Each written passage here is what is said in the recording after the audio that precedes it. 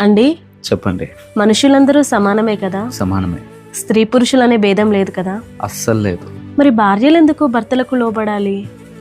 సరే, ఈ మాట అందరి కోసం కాదు, వాక్యాన్ని నమ్మే క్రైస్తవుల కోసం మాత్రమే.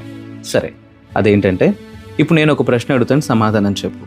నేను ఒక తులం బంగారం పెట్టి ఒక గోల్డ్ చైన్ చేయించుకున్నాను, మరొక తులం బంగారం పెట్టి ఒక ఉంగరాన్ని చేయించుకున్నాను. రెండింటి విలువ సమానమే కదా? సమానమే. రెండింటి ఖరీదు సమానమే కదా? సమానమే కదా. అలా అని ఇప్పుడు ఉంగరాన్ని తీసుకొని మెడకు వేసుకోగలుగుతానా? లేదు. మెడకున్న చైన్ తీసుకొని వేలుకు చుట్టుకోగలుగుతానా? లేదు కదా. సో చైన్ యొక్క పాత్ర చైన్ది, ఉంగరం యొక్క పాత్ర ఉంగరాంది. చైన్ మెడకేసుకుంటాం, ఉంగరం వేలుకేసుకుంటాం. అలాగే మనందరం సమానమే.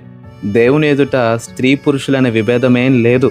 అందరూ కూడా వారి వారి క్రియలను బట్టి ఒకే రీతిగానే పరిగణించబడతారు. అయితే ఈ లోకంలో మనం భిన్నంగా సృష్టించబడ్డాం, భిన్నమైన బాధ్యతలు మనకి ఇవ్వబడ్డాయి. మన బాధ్యతలను మనం నెరవేరుస్తున్నాం వాక్యాన్ని బట్టి.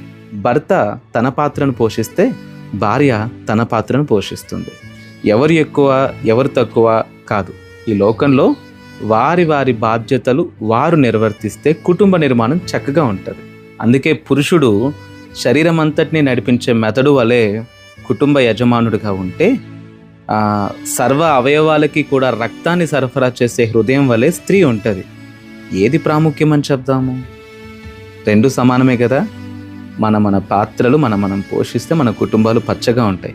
విభేదాలు పుట్టించటానికి అపవాది నువ్వెక్కువ నేను తక్కువ ఇదేంటి అని చెప్పి దేవుని యొక్క నిర్మాణాన్ని, దేవుని యొక్క క్రమాన్ని ప్రశ్నించే తత్వాన్ని మనుషుల్లోకి తెస్తాడు. ఇది రానంత మట్టుకు ప్రతి కుటుంబం చక్కగా ఉంటుంది.